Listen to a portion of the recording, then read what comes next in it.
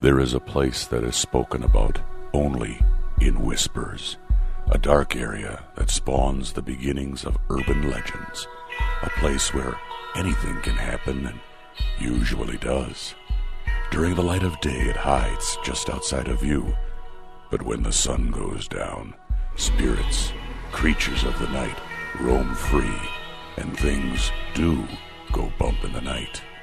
It is in every state and every country, and there is no escaping it, no matter how safe you feel behind your locked doors and latched windows.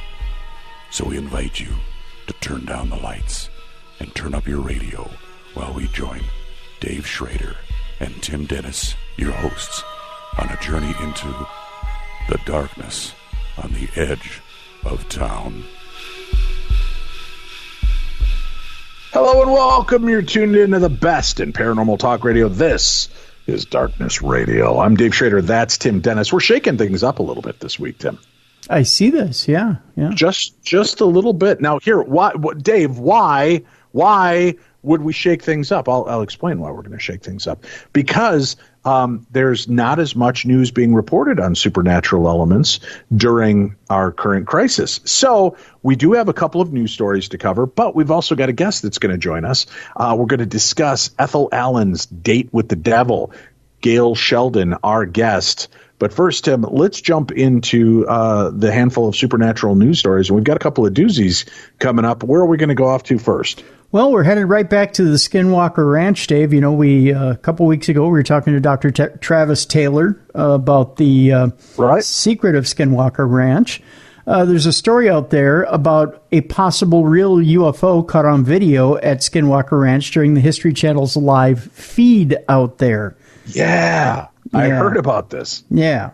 So the question remains, was a UFO spotted at Skinwalker Ranch in Utah?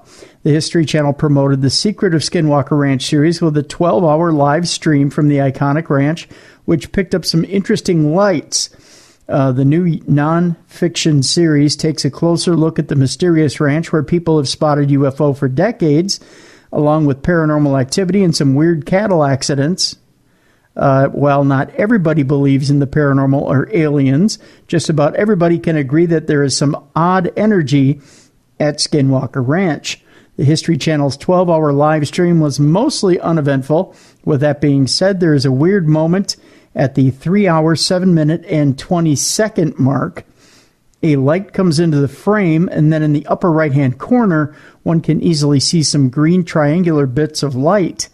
While this is almost positively light activity from a security jeep, there are people who believe that it may have actually been a UFO sighting. For now, this seems very doubtful, and people could be playing April Fool's jokes, according to this. Dr. Travis Taylor is leading the Secret of Skinwalker Ranch. He's an astrophysicist with PhDs in quantum physics and aerospace engineering, along with designing. He also happens to work for the Department of Defense and writes science fiction novels in his free time. Well, he did not want to give too much away about the series. He did say, "You'll see evidence we acquired that is scientifically verifiable. You're going to be blown away," because I'm amazed to this day and still have a hard time believing what I saw. Dr. Taylor saw some stuff on a daily basis during his 4-month stay at Skinwalker Ranch, and he had this to say. "What I saw was within our universe, so to me, I'd say it's normal. I'd say something that we just don't understand and don't know what it is. Absolutely, without a doubt, we have scientific instruments that detected and measured multiple witnesses see, multiple cameras and multiple occasions, phenomena that cannot be explained by human technology. They were beyond the physics of mankind. It doesn't mean that it can't be explained by a better or future understanding of physics, but it does mean we can't explain it with human technology. It will be interesting to see what the Secret of Skinwalker Ranch has uncovered. The show just premiered earlier this past week, and so far the alien and paranormal enthusiasts seem to be enjoying it. Along with the UFO sightings, there are people who believe there are portals to other dimensions on the property, which is currently owned by real estate mogul Brandon Fugel. The land was allegedly cursed by the Navajos and apparently has a lot of weird stuff going on there. Well, Dr. Travis Taylor said he wasn't scared at any time during his 4 months there. He also says he would not allow his family on the property, which is an interesting fact. The History Channel probably did not find evidence of UFOs in their 12-hour live stream, but that doesn't mean that there isn't something strange going on there in terms of energy. The Secret of Skinwalker Ranch has already premiered and airs every Tuesday night starting at 10 p.m. on the History Channel. That's 10 p.m. Eastern. You can also stream the series on Hulu after it airs on the network. You can also check out the live stream from Monday night on the History Channel YouTube channel. And head to... We actually have, on today's episode, I've got a link to the Skinwalker Ranch live stream video and denote, so this entire article plus that video is a link on today's show, so you can actually click it, go there to the 3 hour, 7 minute, and 20-second mark to watch for this phenomenon. Let us know what you think about it as well. I don't know, it looks pretty weird. It is a strange piece of video evidence. Yeah, most definitely. Most definitely. All right. Where are we off to next, my good sir? We're going to Tunisia, Dave. Don't say I didn't warn you. Don't say I didn't warn you. Don't say. Doom. Is that what I hear in the background? Yeah. You people and your AI, you think robots make everything easy. Yeah, they do, Tim. It's proven. It's a proven fact of science. Proven fact that science will eventually get you in trouble. Just saying. Wow. We go to What's going on? We go to Tunisia, Dave, where the AI police state is ramping up.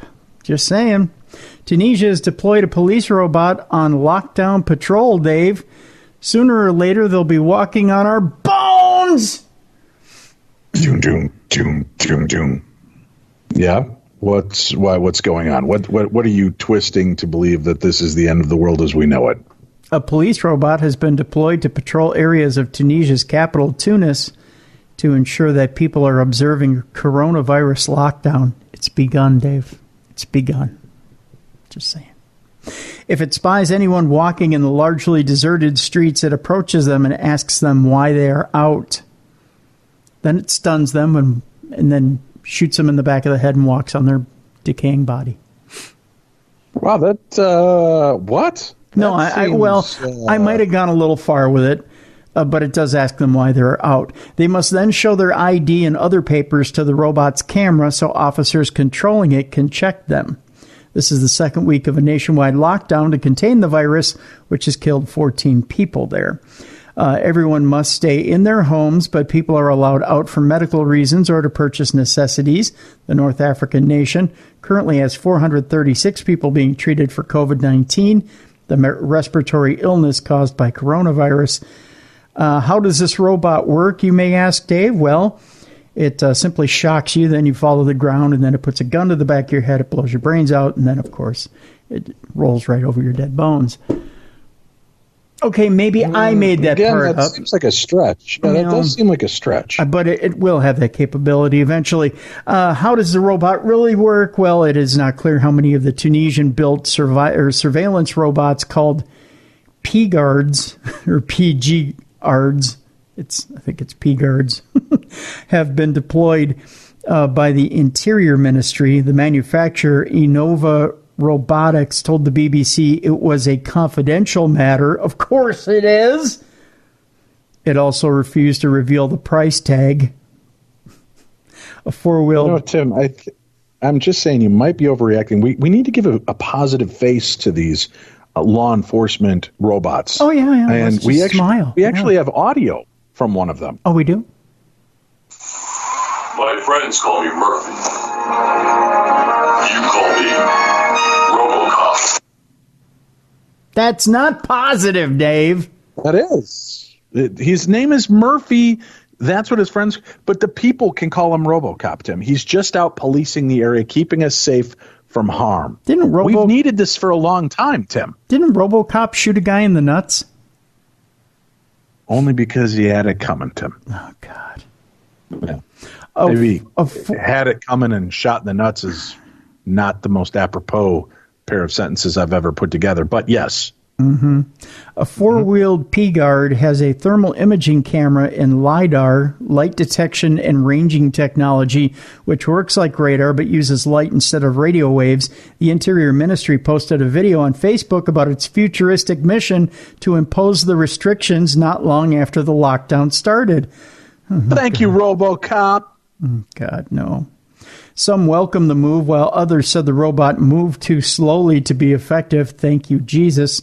But several videos have since appeared on social media showing people being stopped by a P-Guard. In one, a man who is asked if he knows there is an ongoing lockdown explains that he wants to buy cigarettes.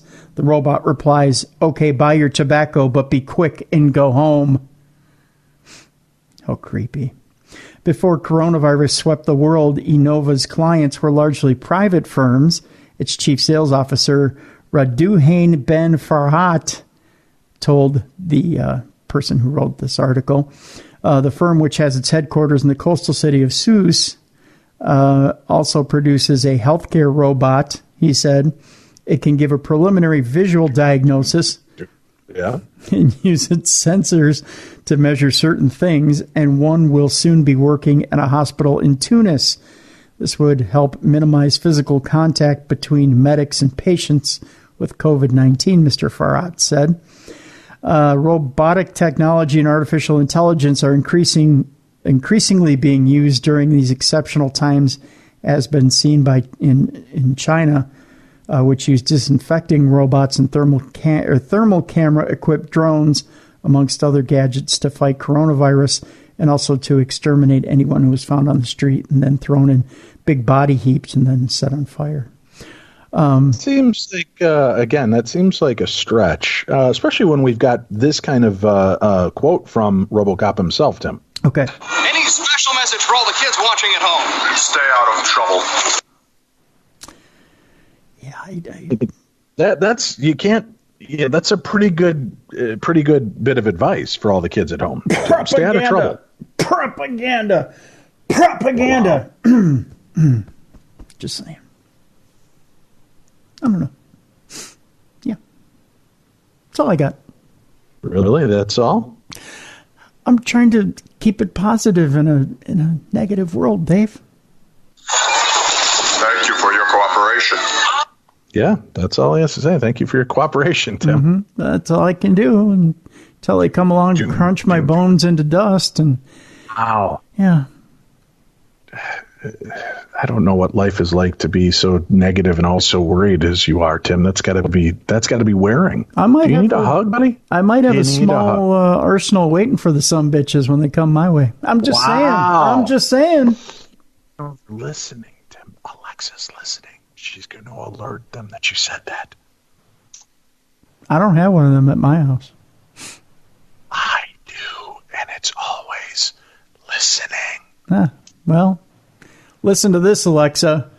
I got a couple of slugs waiting for you, you some bitch. Wow. Yeah. Now it knows where you're at, too, Tim. Good job. Doesn't know where I'm at. It does. He can be found at 3. Hey! Why are you such a snitch? Snitches get stitches. Why are you? Could you sound a little more whiny? Hey, why are you such a snitch? That was very exit stage left. Who is that? The pink lion guy. I can't even think of his name right now. Snagglepuss. Yeah, Snagglepuss. That was very Snagglepuss of you. Hey, why are you such a snitch? I didn't keep the law in order. Why are you such a snitch? I didn't do it that way. I didn't go, why are you such a snitch? Snitches get stitches even. I didn't say it like that. That's how I heard it. I'm not going to lie. That's exactly how I heard it. That's not how I said it. Snitches get stitches even. I didn't say it like that. Don't say like that. All right. Where are we up to next? Now that you're totally terrifying yourself with the concept of nothing but loving robotic police officers there to protect and keep us safe, Tim. They're not keeping us safe, Dave.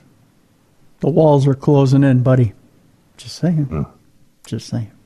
Yorkshire ghost hunters. That's where we're going to Yorkshire, Dave, where the ghost hunters are hitting back at trolls in Lockdown Row for visiting the poltergeist house. I don't know what that thing means, but let's read into it and find out. A married ghost hunting couple from South Yorkshire have hit back at online trolls who are trying to sabotage their livelihoods by claiming the pair are breaking coronavirus lockdown rules. Now I know what it means. I guess they like their freedom. Lindsay and Lee Steer from Rotherham are behind Ghosts of Britain, which investigates spooky and paranormal sightings across the country. The pair operate from their base at the Haunted Objects Museum and Poltergeist House in Broad Street, Rotherham. And refer to it as their mom's basement, but whatever, they can put whatever title they want to on it. That's true. It's a nice basement, though, and they've got cable and all that other stuff, and regularly live stream from. Oh, they've got internet too, and regularly live stream from the building to hundreds of thousands of their fans on Facebook.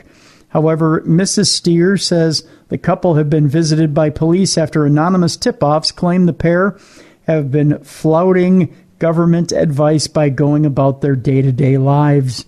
She wants to make it clear that they are doing nothing wrong by traveling to and from the poltergeist house. Well, yeah, you are. The 50-year-old said, they're 50 and living in the basement. Police knocked on our door on Monday because someone anonymously reported us. I explained that this is our job, and the police officer just put her head in her hands, which I don't blame her. We earn a living from this, and it pays. Is it considered an essential job, though? No, it's not. It's really not. We earn a living from this, and it pays our bills. It's a huge business, and we choose to go to our museum, which we can do because we have no contact with anyone else. We can drive to the museum, lock ourselves in, and have no contact with anyone else, but a small minority of people in the paranormal world think it's wrong. The government has said we can do that. Even though we're not key workers, anyone can do it. This is what the quote is. Mr. Steer, who's 34 years old and evidently wiser than the rest of us, has allegedly received death threats online, and the pair said they regularly have to deflect a barrage of abuse from cyberbullies. Welcome to the internet, buddy. Doon. Cyber police, no? Yeah, well, I like it. Yeah, I'd say go with it. Mrs. Steer said the bigger the group, the harder people will come at you to bring you down. No matter what you do, you're always in the wrong, and they're constantly trying to sabotage us.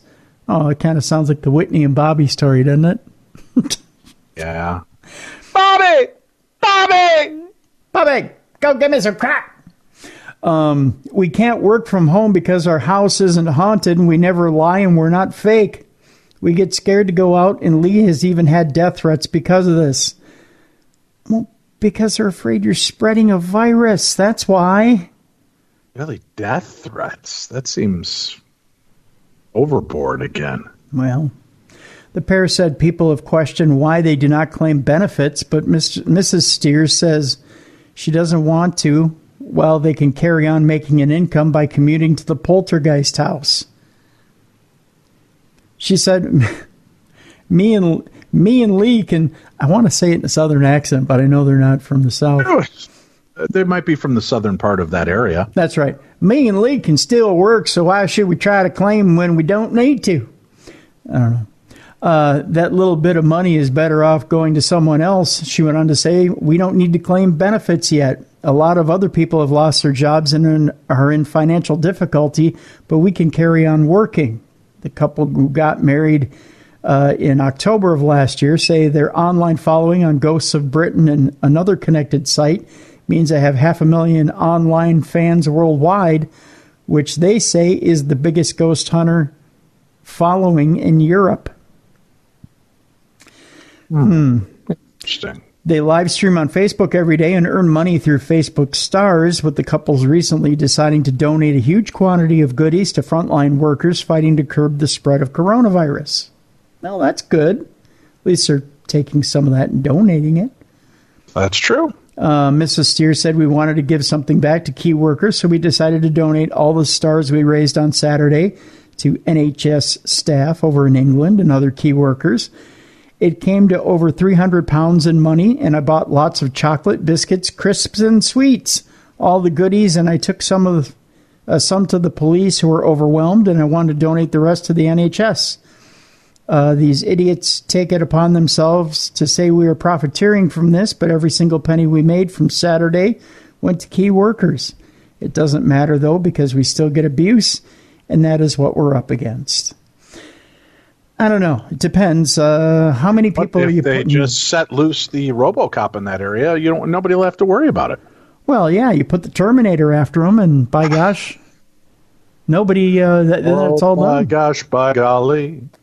I don't know. In this case, how many people are you truly exposing by what you're doing? If you're not exposing anybody by what you're doing, then I guess, yeah, if it's 2 less people off the government dole, then fine. Make your money. Are they right? And they're not in buildings where there's a bunch of people. They're kind of by themselves, right? It sounds like it. Yeah, I don't know. I understand. It's a scary time, though. People are nervous. I'm nervous. You're nervous. You're worried about robot uprisings during all of this. I am. It's going to come down. That's not what we should be worried about, though. What we should be worried about is alien infestation, Tim. Alien infestation? Read your next story. Tell me I'm wrong. All right. It says here that alien life form or venom symbiote. Shocking video of squirming black goo has the internet baffled. Really, this is crazy. This is what we're concerned about in these times? Watch this video, and you tell me you're not confused and confounded by it, but go ahead, read the story. If a global pandemic wasn't enough, it seems like we have to deal with a new threat, one that doesn't look like it belongs to our planet, it says in this story. As of now, 2020 couldn't get any worse. It appears that the venom symbiote or an alien life form has arrived on Earth. Well, at least that's what the internet is saying. The internet is saying, Dave. That's proper English. All of them? All of the internets? All of the internets. All of them, Dave. All of them. After a video was shared on the web showing a strange, gooey, black sludge-like substance. That's all of my English there. Twitter user at Sunny Arcade posted the video on Twitter, asking if anyone could identify what the strange moving substance was, and the clip instantly went viral, garnering close to 15 million views, 25,000 retweets, and 100,000 likes. And a partridge in a pear tree. Exactly. While some jokingly argued that the video footage is the first actual evidence of alien life on Earth, others pointed out similarities to the Venom symbiote of the Spider-Man comics and movies, which led Venom to start trending on social media. One second here. This thing keeps moving on me. It led to Venom to start trending on the social medium platform. The writhing mass of black glue. The writhing mass of black goo. Words is hard, Dave. Bears a striking resemblance to the native form of the Marvel character, which Tom Hardy famously played in the titular 2018 film. I said titular, Dave. Titular. Come on, Tim. This is a family show. Keep it clean. I am. The unidentified substance also contracts and pulls itself back together when an individual runs a jagged saw through the squirming matter. Are you kidding me? 3 days into April and we suddenly got Venom on our effing hands? I can't take this year anymore, wrote one user, while another commented, it's official. Aliens are real. That's what they said in the comment.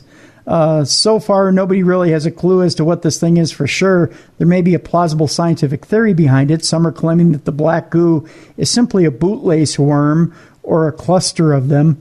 Some of the longest animals that can grow up to 55 meters long, bootlace worms, are known to secrete a slimy mucus containing a highly powerful neurotoxin as self-defense against natural predators, as demonstrated in the video if you do get a chance to take a look at it. The toxic venom, pun intended, has proven to be potent enough to kill crabs and cockroaches. Fortunately, it's much less effective in the cells of mammals like us, so we have nothing to worry about. So if it is these worms, you're in luck, you're safe. If it's venom, you're in luck, you're screwed. It's crazy, right? I mean, look at it. Are you watching that video at all? No, but I can. Here, let me pop it on here. Please do, yeah. Okay, I'm including that link as well on today's episode, folks. So you'll have the link to the Skinwalker video, the 11-hour live stream they did. You could go to the 3-hour, 7-minute, and 20-second mark to see the weird lights in the sky. I'm also including this video. It'll be the Alien Venom video, and I'll have a link up for that. But it's bizarre, dude. As a comic book fan, you got to kind of love this. I watched it. It does kind of look more like worms than anything else, but that's just me. I'm sitting here with a shotgun right now, waiting for a police robot to burst through the studio door. So, you know. Did you hear that? What? Doom, doom, doom, doom, doom. Don't do that. Doom, doom, doom, doom, doom. I'm Dave Schrader. That's Tim Dennis. Today we have an interesting episode lined up. This is one of those genre-bending episodes, Tim, that kind of crosses between true crime and the paranormal. And I know that's kind of how we started our True Crime Tuesday programs, right? Kind of delving into some of these strange, unusual crimes and what paranormal elements could be brought into it. Mm-hmm. Our guest today is Gail Sheldon. The name of the book that she has written and co-author with Gloria Falco is Ethel Allen's Date with the Devil. Gail Sheldon, welcome to the show. Thank you so much for being here with us. Well, you're welcome.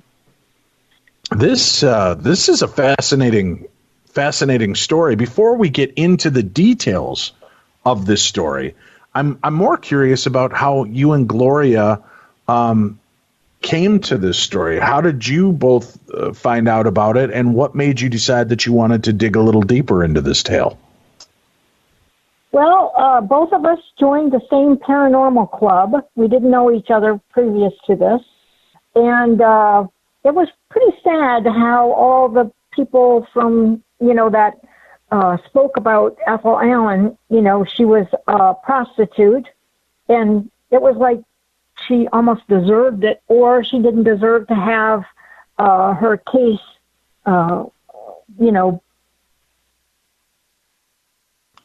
really kind of examined very well. Right, because because of her situation in life. So it was just, very sad. So I think that's what how the two of us got together on this. What a bizarre story on this case. So you investigate the crime and the story itself, and then actually take it into the paranormal realm. So let's back it up a little bit and introduce us. Who is Ethel Allen? What can you tell us about her?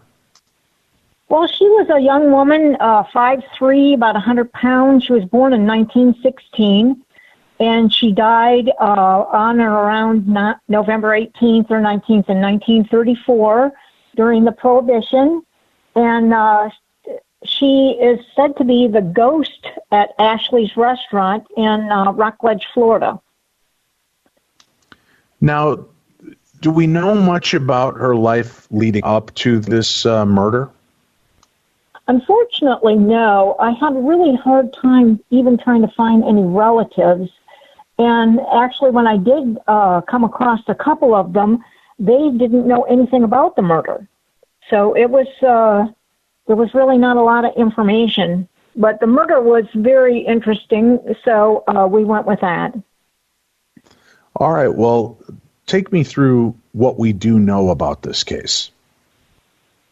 All right. Well, it was said to be an unsolved murder, and she had a boyfriend named William Wilson who came to town on a vacation.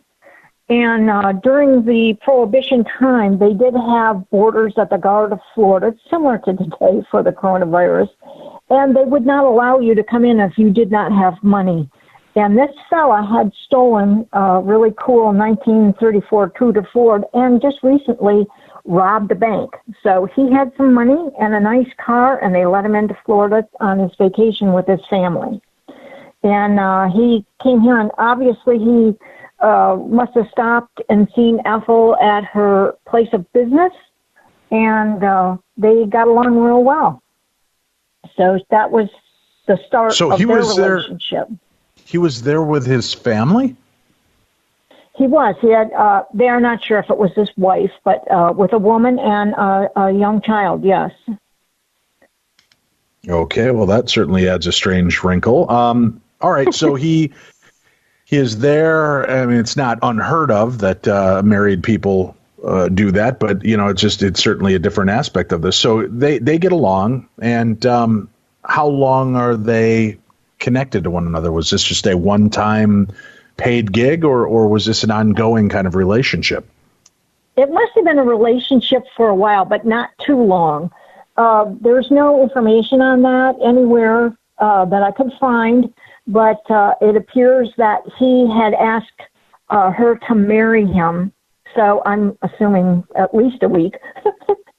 But he was, like I said, a thief and a con man, and his name, William Wilson, really was not his real name. It was an alias. Oh. And so he tricked her into this relationship with him. But he's not the only suspect. Okay. All right. Well, tell me about the murder itself and what we do know about her untimely death, and then we'll kind of re-examine some of the suspects in this case. But okay. Yeah, how was she discovered, and do they know about approximately how long she was dead at that point? Well, they figured it was 1 or 2 days because they didn't know the last time she was seen alive. And it was back in the day, they used to really put a lot of graphic information in the newspapers, so we had a pretty good indication of what happened to her. Her throat was cut. She was stabbed in the forehead at the base of her skull. Her right side of her face was crushed and battered. Her upper teeth were broken out, and part of her lower jaw was missing. Oh, my gosh. Someone tried to sever one of her legs, and it was almost detached from her body, and she was also burnt in an attempt to hide evidence of her identity. Holy cow. Yes, it was quite a horrific murder, especially for the time. Well, at any time. I mean, that's horrific for back then, but boy, just in the annals of criminology and murder, they would all out on this poor woman. Right. Yeah, she got it all. So they thought she'd been dead for a day or two at this point when they came upon her. Where were her remains found? Well, she actually was quite a distance from where she was last seen, probably, I'm going to guess, around 20 miles or so, at the end of O'Galley, Florida, which really is Melbourne now, but back in the day it was O'Galley, Florida. And she was right on the riverbank of the Indian River estuary, and some fellows, truckers, I guess, from Alabama saw some buzzards flying, and they thought, wow, we're going to go see something cool dead. Maybe it'll be a crocodile, or, they didn't know what they were going to see. And they went over there, and lo and behold, there was Ethel laying on a rock right at the edge of the river.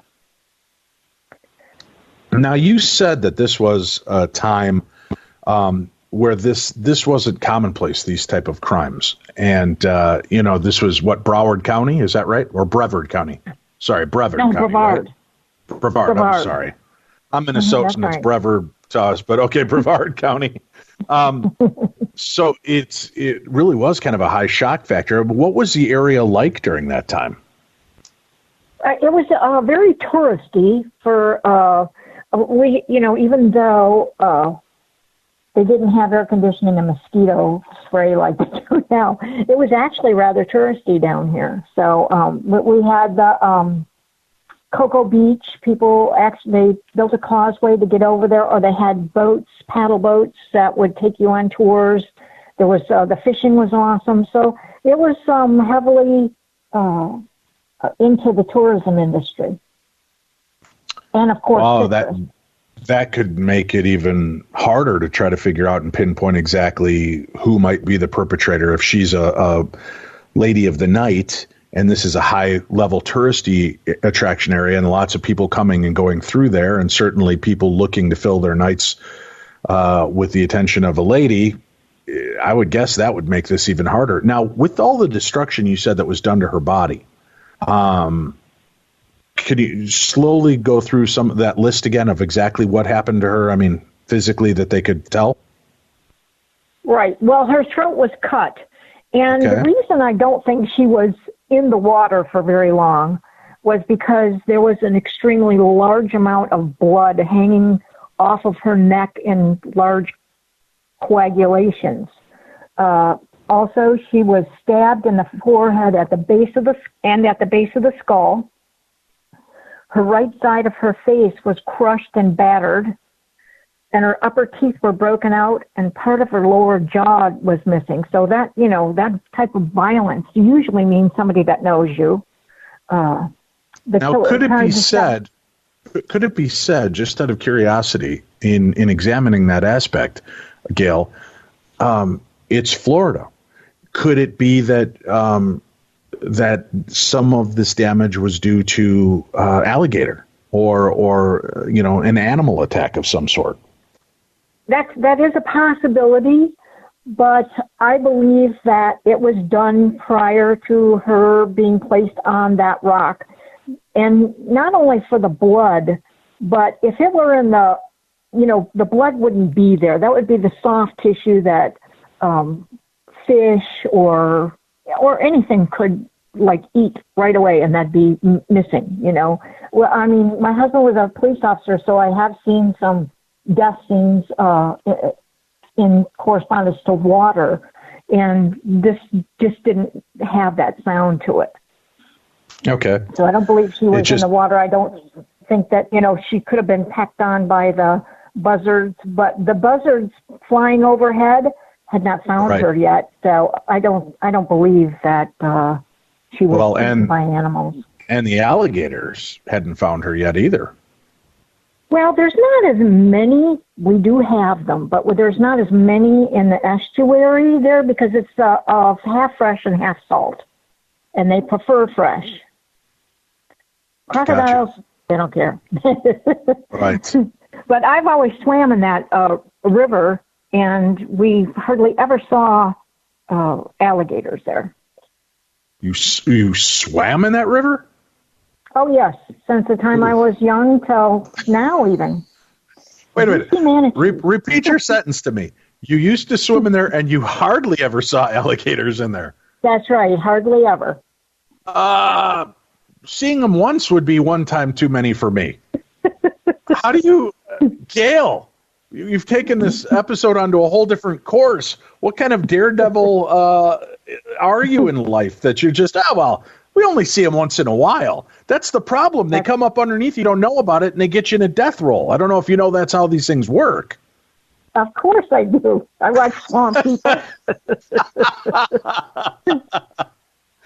Oh, my goodness. Yep, we have always swam there, and I lived on an island, so we had the river on one side and the ocean on the other, and we always swam in the ocean, and we know Jaws lives there as well.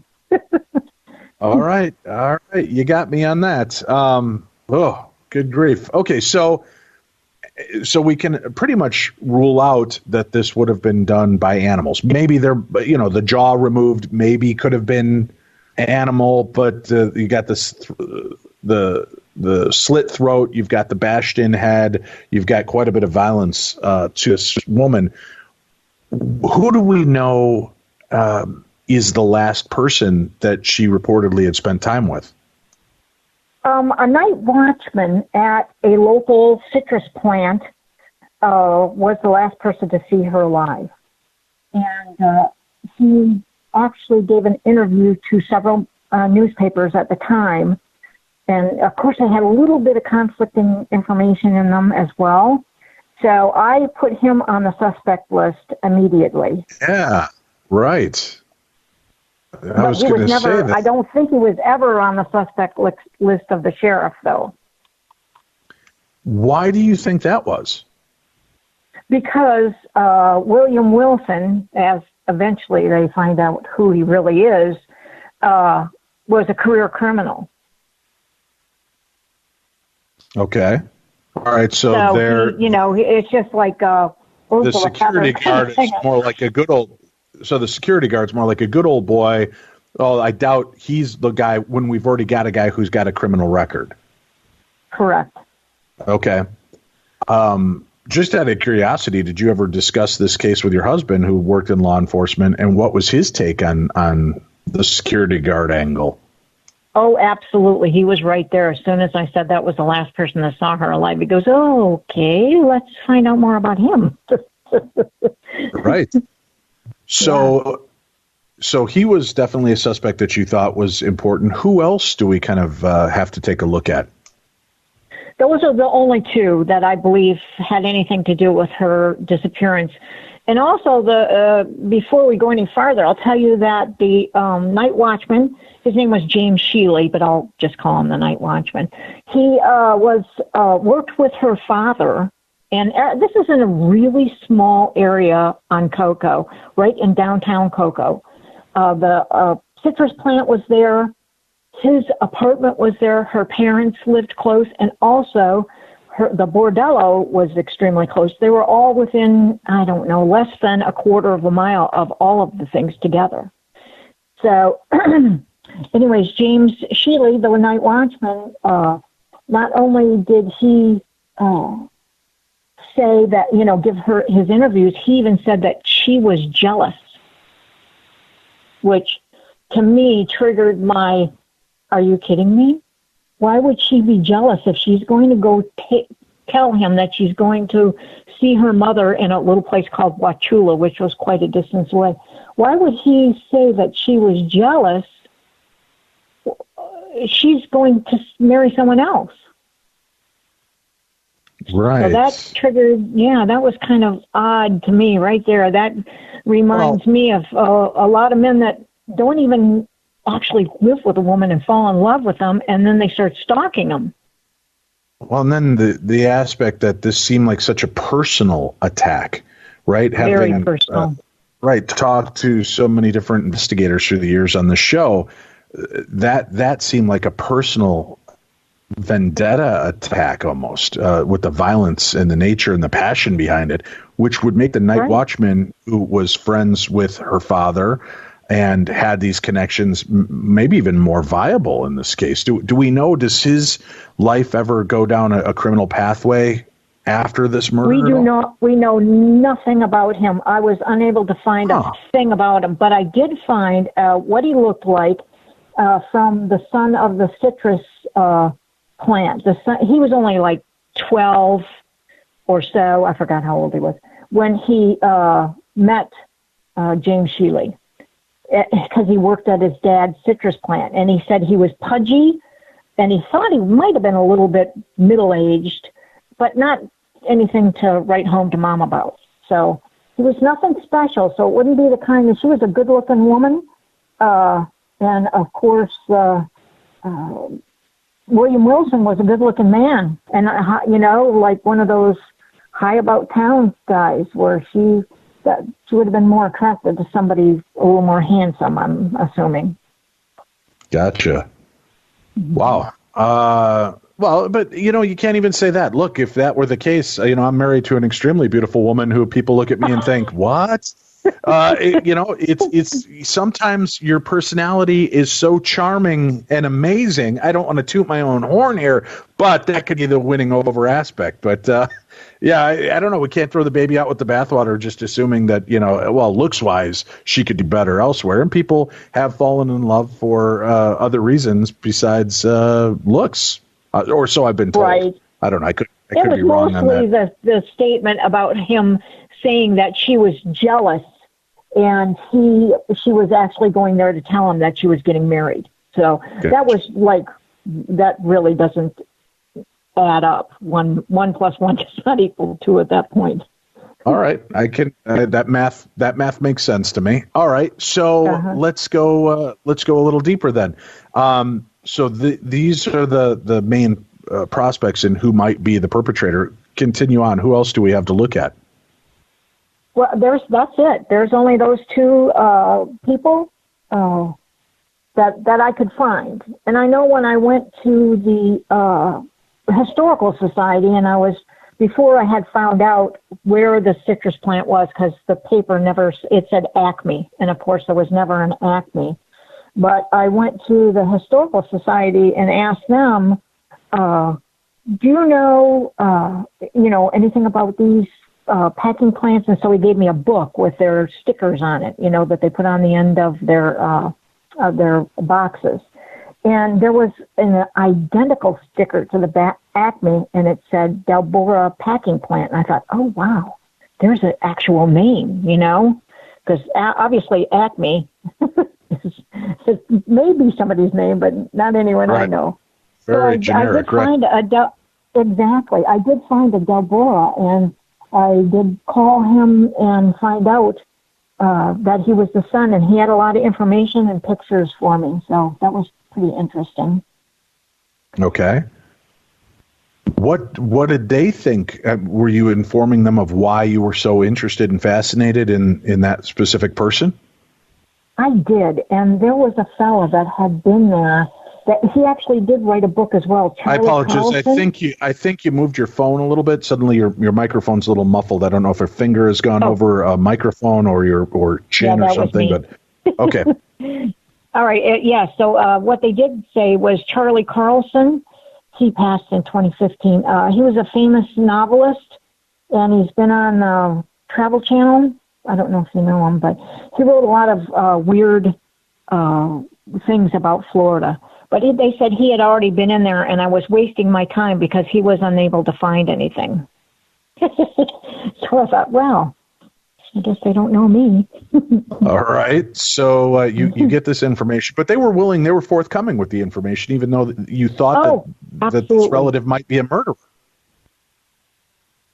Well, at the Historical Society, they gave me the information for Delbora, and Delbora had the packing plant.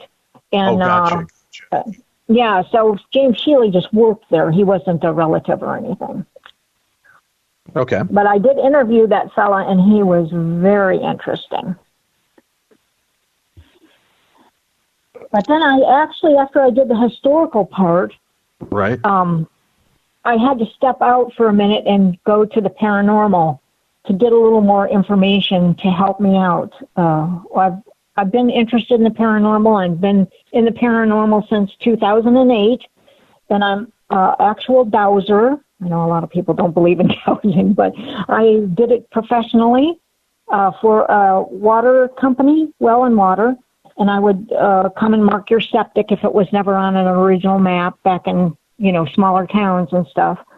And I had a call one time from a city that said, we heard that you were the best dowser around, and could you come and douse our cemetery and tell us where unmarked graves were? And I was like, I can't do that. But they talked me into it, and I came there, and I flagged all of the areas which I was so shocked that this happened.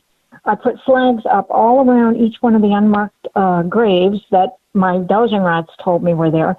And a couple of weeks later, they started digging out the backside of the hill.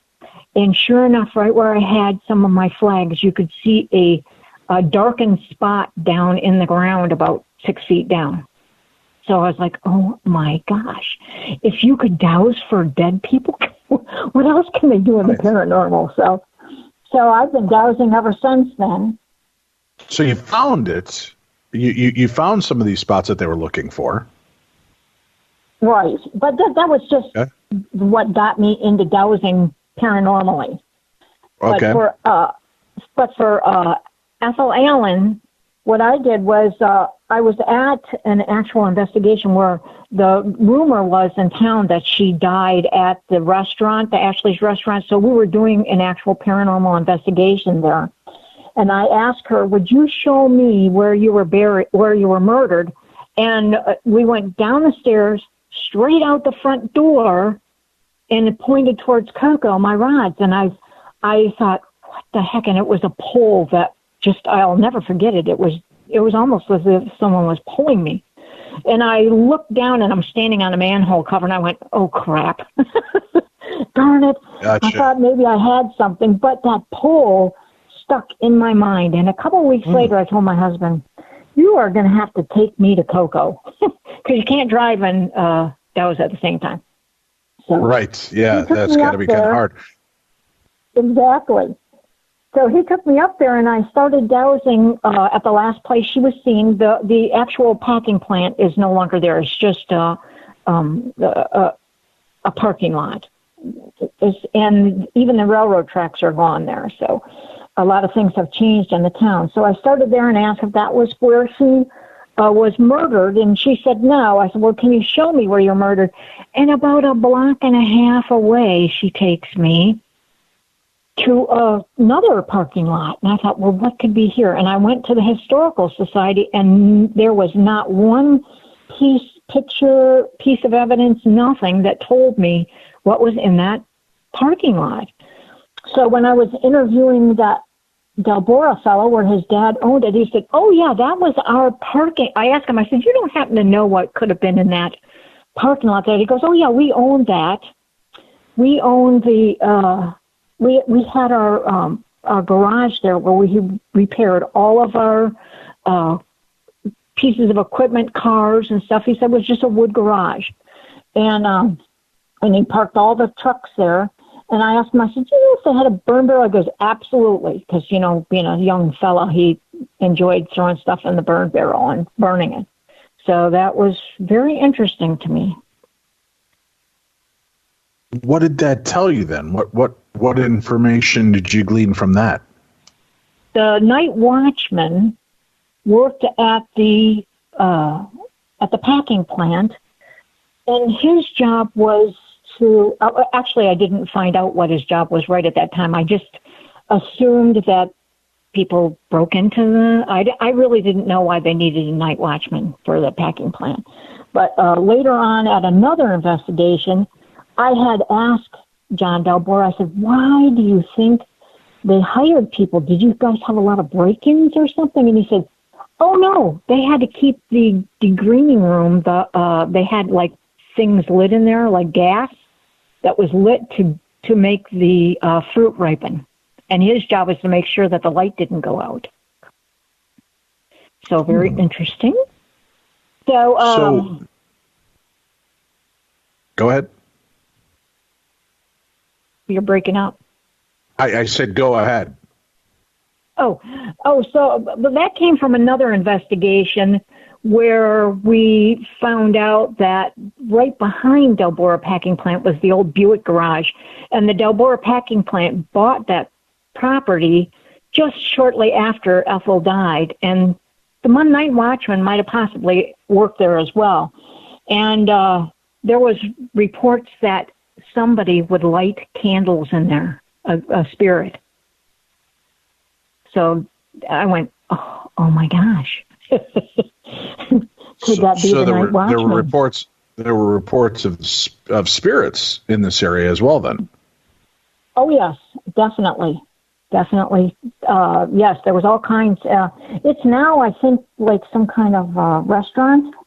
But at the time, it was a warehouse where I went there about 4 or 5 times and did investigations. Very active with spirits, very active. Now, tying back into this crime, yeah, go ahead. I was just going to say, getting back to that little spot where there was a burn barrel, I did mention that when her leg was almost detached, she was also burnt in an attempt to hide her evidence. Now, that's not the kind of thing you don't just go and throw a match on a human being and they're not going to catch on fire. So having, actual fire there was rather interesting as well. That put another little notch in James Shealy's cap for being a murderer, for me. But he was never really truly examined, you said. No, he was not. No, not that I could find. I didn't find one thing. I did go to Sheriff Roy Roberts' home, and his grandson, his name was also Roy Roberts III, And he did have a whole book full of memories from his father. And there were like pictures from the 30s, newspaper clippings, and some very interesting books that helped us get more information.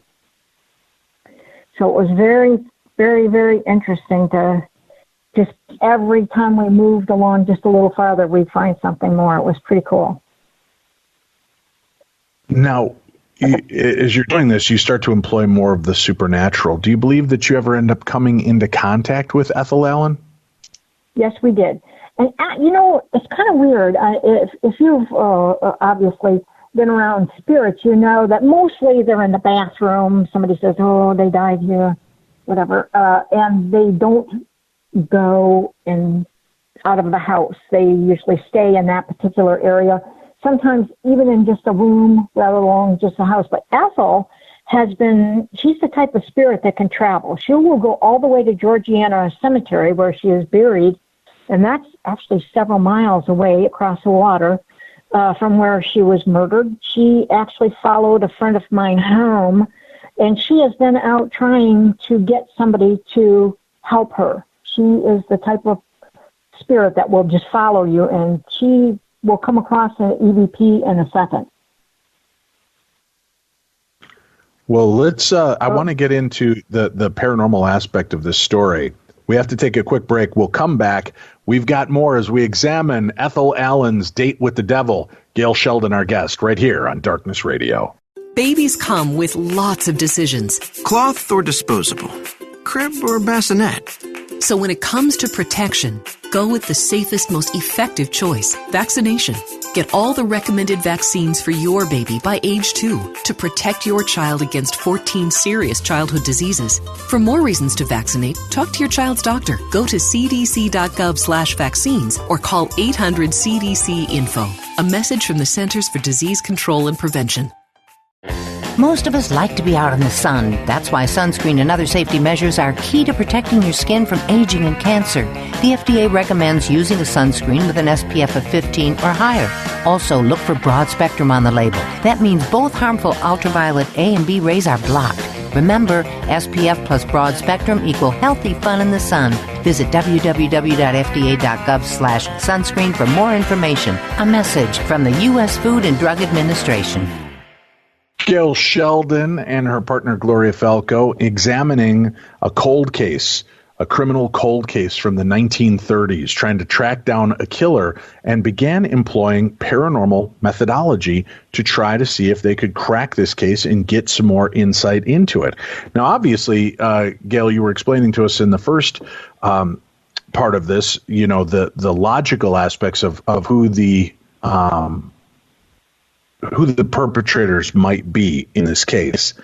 You now are going to employ the paranormal to try to make communication. And talk us through what that was like for you, and how quickly were you able to establish what you believe was true communication with her spirit?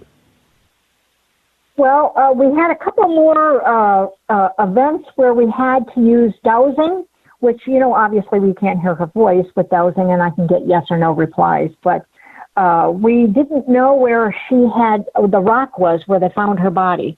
It never was specifically mentioned, but it did say it was near O'Galley. So we went in that direction, and I dowsed on the 2-lane US 1, and it wanted me to go over to this little cemetery.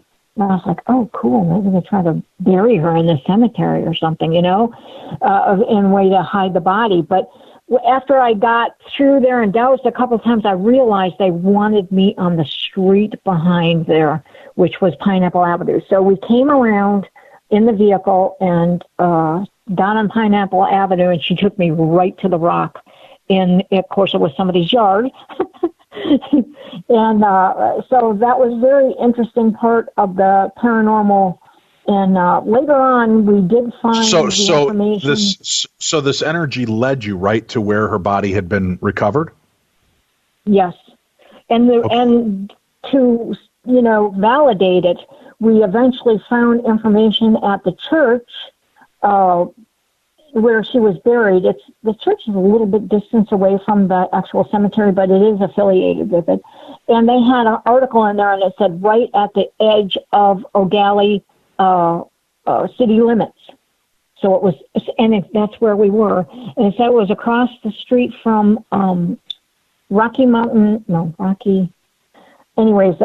trailer park. I was like, oh my gosh, I wonder where that used to be. So I called the historical society, and they said, oh, it's still there. So I just, sure enough, it was probably across the street, maybe 500 feet, a little bit north, and that's where that rock was. And we went along all the way along the shoreline, and there was no other large rocks that would support a body. So that was another interesting paranormal event that we were able to validate. So those things worked. So then the next thing we decided. Right. Now, while you're there and you find this area, did you consider doing any kind of communication, like EVP, anything along those lines? Yes, but we had to come back. So we had to get permission from the landowners to come back and do an investigation. And anytime you're doing an investigation outside, it's a little rough because you always get the external noises. But we did actually get an EVP that said, help me, in a female's voice. And we asked if it was Ethel Allen, and she said yes. So it was, and we just used a recorder. We didn't use a ghost box. But, you know, it was rather clear. I wouldn't say it was Class A, but it was Class B. What information were you able to get from that? Well, just that we knew where she was murdered. And I thought, you know, when a murderer dumps a body somewhere, it's usually something that they know. So perhaps this murderer stayed at the campground at one point. So that led me into a direction to start investigating the campground to see if perhaps James Shealy or William Wilson's name would come up on some kind of register or something. Gotcha.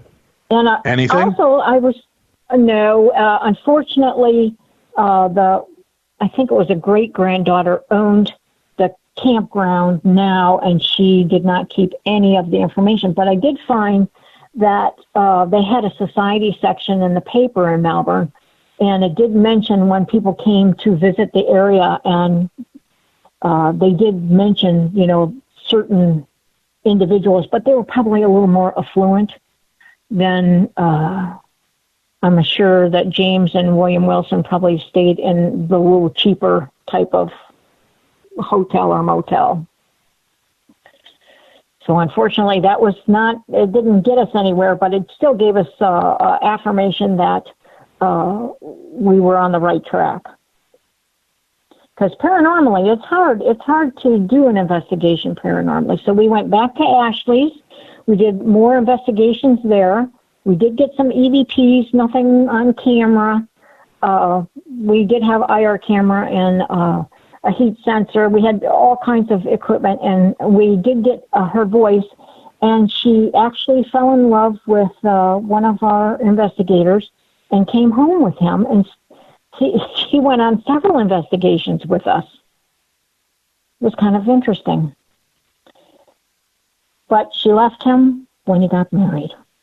So your the ghost actually fell in love with one of your investigators and ended up following him home? Yes. How did you discern this? She even went to many. Well, she talked to us on EVPs. When we were asking other spirits to speak with us, she would come across. So it was like, oh my gosh, what is Ethel doing here? So yeah, she followed us around for, I don't know, it was about 9 months.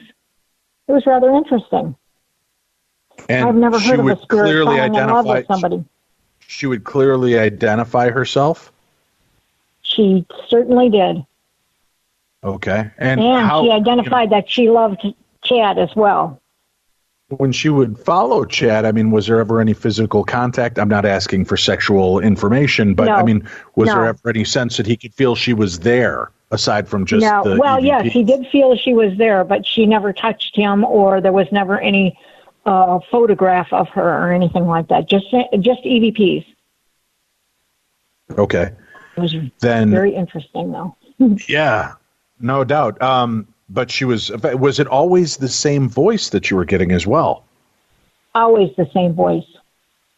Always the same voice every time.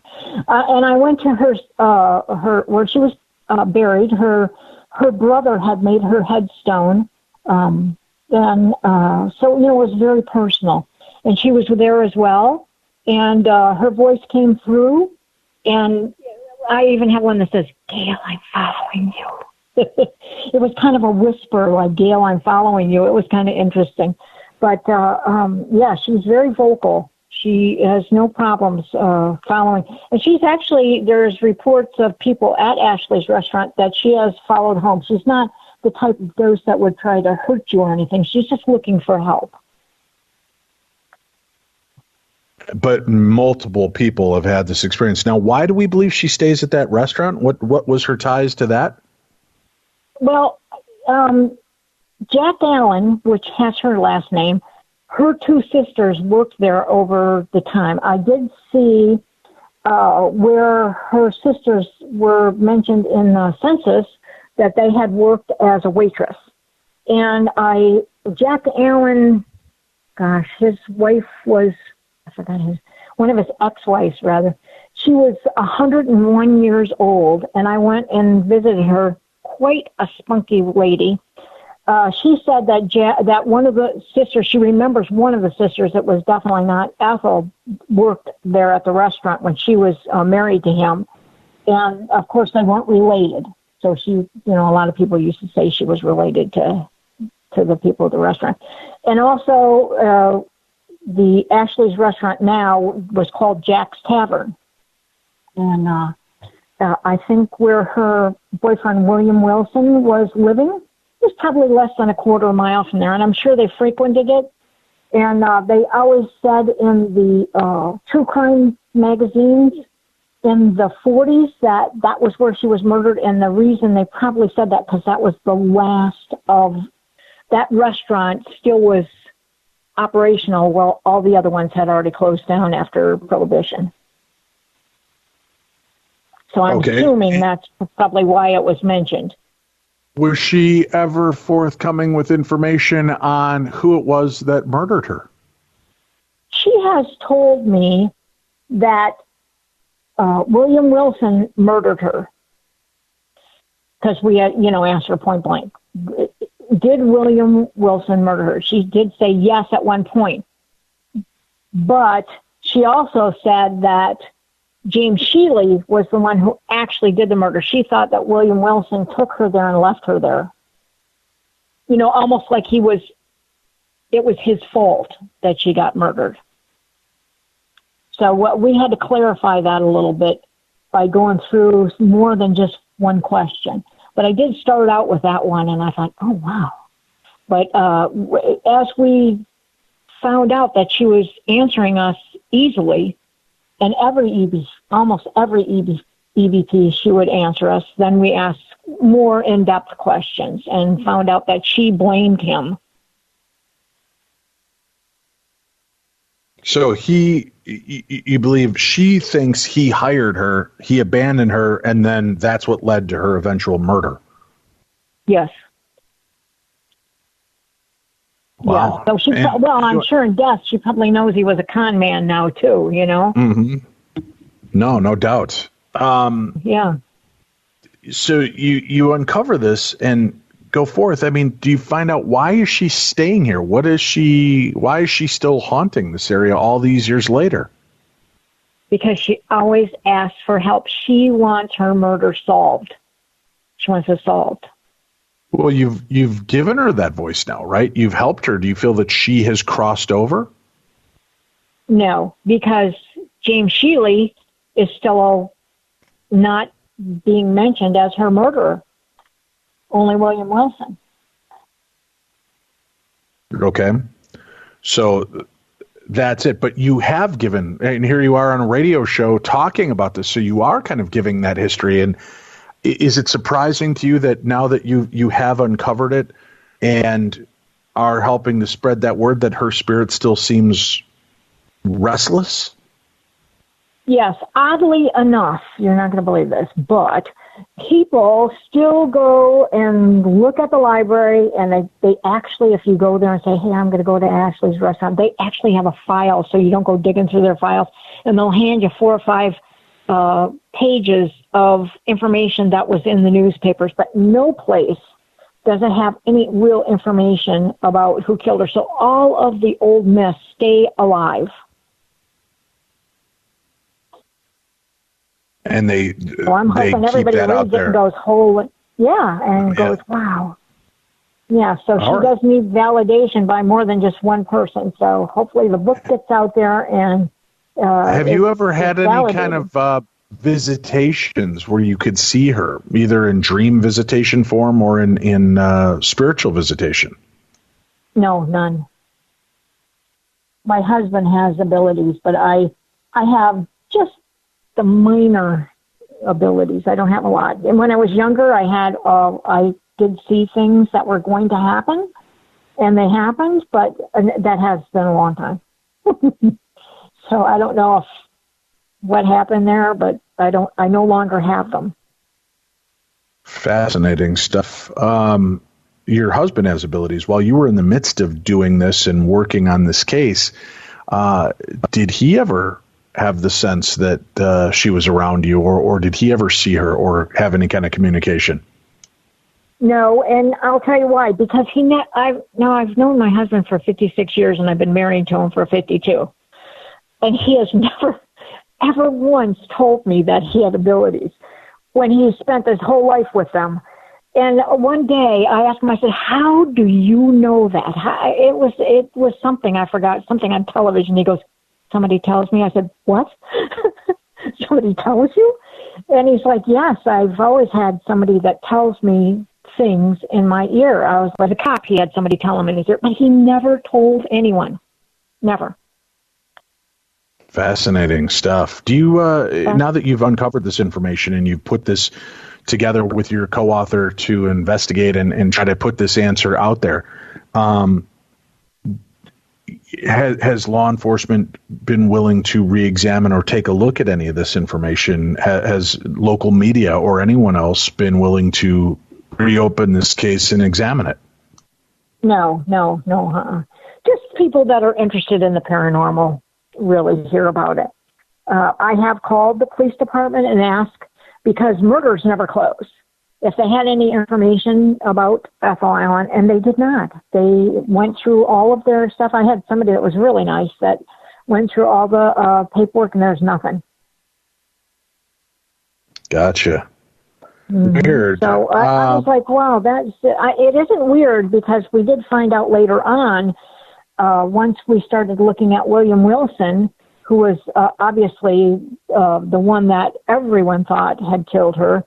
As soon as we started looking at William Wilson more carefully, we found out why actually closed the case. The police did. And why is that? Why would they close it down? Well, William Wilson was quite the character. I had taken some notes so I wouldn't be so silly, but he was actually killed in prison. He went to Los Angeles and he became the,